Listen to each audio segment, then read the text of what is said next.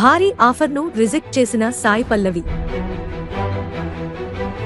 ప్రస్తుతం తెలుగుతో పాటు తమిళం, మలయాళ సినిమాల్లో స్టార్ హీరోయిన్ గా కొనసాగుతోంది నేచురల్ బ్యూటీ సాయి పల్లవి.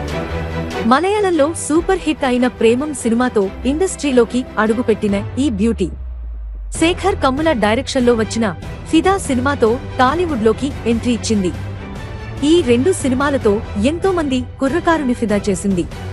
ప్రస్తుతం తెలుగుతో పాటు తమిళంలో పలు సినిమాల్లో నటిస్తూ ఎక్స్పోజింగ్ కు దూరంగా ఉంటూ నటనకు స్కోప్ ఉన్న పాత్రలలో మాత్రమే నటిస్తోంది. ప్రస్తుతం నాగ చైతన్య, శేఖర్ కమ్ముల డైరెక్షన్లో వస్తున్న లవ్ స్టోరీ సినిమాలో నటిస్తోంది. అయితే ఈ నేచురల్ బ్యూటీ 2 కోట్ల రూపాయలు ఆఫర్ కు నో చెప్పిందట. ఒక ఫెయిర్నెస్ యాడ్ ను రిజెక్ట్ చేసినట్లు తాజాగా ఒక ఇంటర్వ్యూలో Sai Pallavi బయటపెట్టింది. Fairness cream add లో నటించాలని ఒక కంపెనీ కోరిందని 2 కోట్ల రూపాయలు ఆఫర్ చేశారని చెప్పింది. నా సోదరి తెల్లగా, అందంగా కనిపించడం కోసం ఇష్టం లేని ఫుడ్ తినేది. దీంతో అందంగాలేమో అనుకునేవాళ్లు సమాజంలో ఒంటరి కాదు అని నిరూపించాలనుకున్నా. నా సోదరితో పాటు చాలా మంది అందంగా లేరు అని బాధపడుతుంటారు.